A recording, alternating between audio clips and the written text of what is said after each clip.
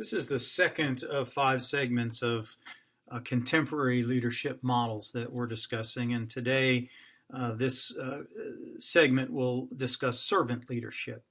Servant leadership is really the work of one individual, and that's Robert Greenleaf. 1964, he founded the Center for Applied Ethics in Indianapolis and wrote a work called Servant Leadership. He had a lot of influence in several other leadership theorists.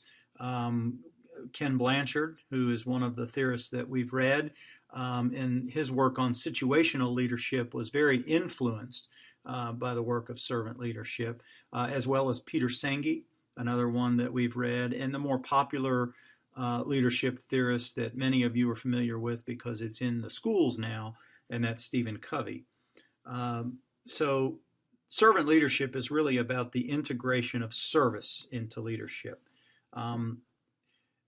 Greenleaf came to this by reading a work called The Journey to the East by Hermann Hesse. And so a lot of the origins of this really are in Eastern philosophy, even the work of Confucius and the notion of relationships and reciprocal leadership, care and altruism, responsible behavior of followers is something that rests with the leader in the Eastern conception.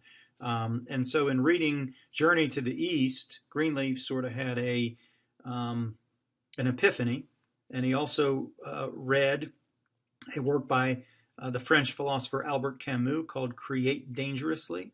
And so from this, he conceptualized the approach to servant leadership where in the case of the book Journey to the East, the servant Leo was with a group that was unable to complete the journey. They couldn't complete the journey when Leo the servant quit the journey. And so it's the notion of selfless service to followers, and that's the essence of servant leadership. Coming from the Hesse work, again, the influence of the servant. Once the servant quit the journey, the whole thing fell apart. From Camus, Greenleaf draws on the belief in the powers of individual action and the primacy of the motive and character in determining impact. What Camus calls hope, Greenleaf simply calls leadership. And so it's the idea that leaders create hope.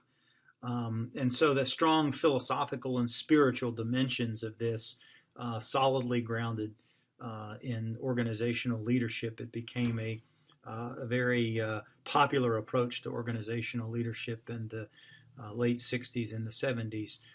He came from an organizational background in business at AT&T, and he was interested in how to restore trust in institutions and organizations. So the major concepts of servant leadership that we want to mention are first the integration of service and leadership, and we've already made that point, but it is really in many cases bringing two terms, service and leadership, that traditionally are opposites, and when they're brought together, it really forces, it's radical in the sense that it forces you to rethink assumptions about each, about service and about leadership. The primacy of service and the goal of the leader to be of service to others, it sets servant leadership apart from the transformational leadership of Burns that we'll talk about later on. Transformational leaders really achieve leadership through mechanisms of inspiration, goal setting, role modeling, and you know, it's very different than serving. Transactional leadership, which is similar to transformational leadership, but it really leverages followers. Transactional leadership really is an exchange, where transformational leadership leverages followers' growth to optimize performance. Servant leadership really makes the followers' growth the primary concern. So in the case of the 5 components, as we'll talk about in a moment, it's really not as focused on the goal as it is really focused solely on the follower. So it's anti-hierarchical. And again, that's radical in the world of business, in its execution and in its philosophy. Blanchard, one of his disciples who was a situational behaviorist leader, really turned the pyramid upside down in the sense that you work for your people. And so, that's important. So choosing servant leadership is a conscious choice. That's according to Greenleaf. And that's, again, it's to empower followers to succeed. That's the aim. Again, once in Hermann Hesse's work, Journey to the East, Leo the servant chooses to accompany the travelers as the servant. And tends to their needs, provides encouragement and entertainment, makes sure that they're able to continue. Um, you look at the whole notion of authority and hierarchy and coercive power leading by force and position. You may get things done in the short term, but collaboration, nurturing, caring, investing in the growth of others and leading through service is a long-term proposition, and it's a better long-term strategy according to Greenleaf. The other major component of servant leadership is a focus on the outcome of your followers.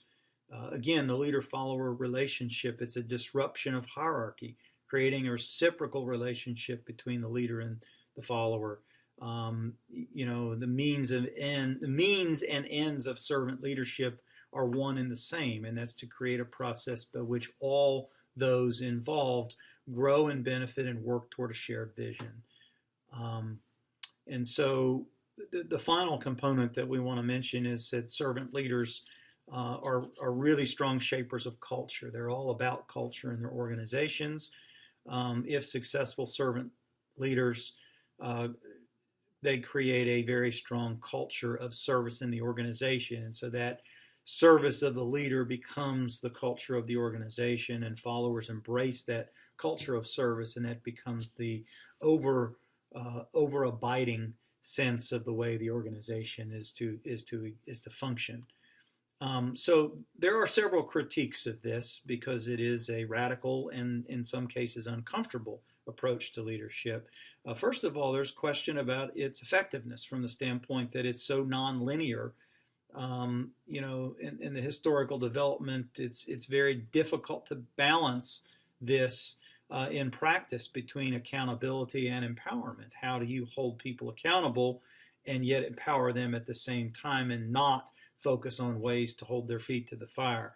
And so it can be sometimes perceived as manipulative and insincere in the way it works. Leaders question authority and trust. Sometimes those are questioned. Some people want to be led, and therefore they see servant leaders as not being authentic and really not being trustworthy in some cases. So believe it or not, that is sometimes a major consideration. The other piece is time. This is a very time-consuming process, and as I mentioned, it is a long-term process, and it requires a significant investment in time. And of course, the role of the individual is really important here because it's a long-term personal transformation rather than immediate effective action. The leader is out to change each individual, helping them to do the right thing. And the question is whether you have the time and the ability as a leader to invest that, particularly since all leaders have a shelf life and most people lead organizations and entities in the present era from the standpoint of 6 to 10 years. That's at the most. Another major critique is this notion of spoilers. Those who have a personal interest in disrupting or preventing successful outcome.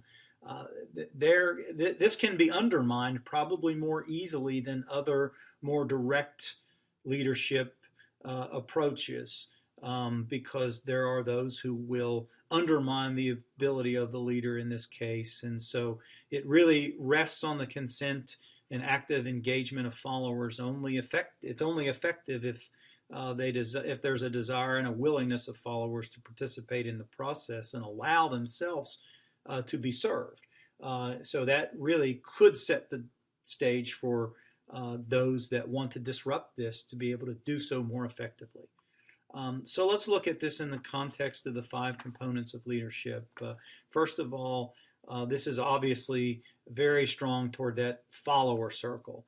The leader must actually care about followers as people. It's not just lip service to that. It's deeply personal dimensions and an ongoing series of leader-follower interactions on the large scale. There also needs to be some foresight and some work around goals and context from servant leaders. While that's not paramount, the leader has a lot of work to do in making sure the goals and context are part of the overall leadership point of view of the servant leader. And so that's our look at servant leadership, and we'll move on to look at followership in the next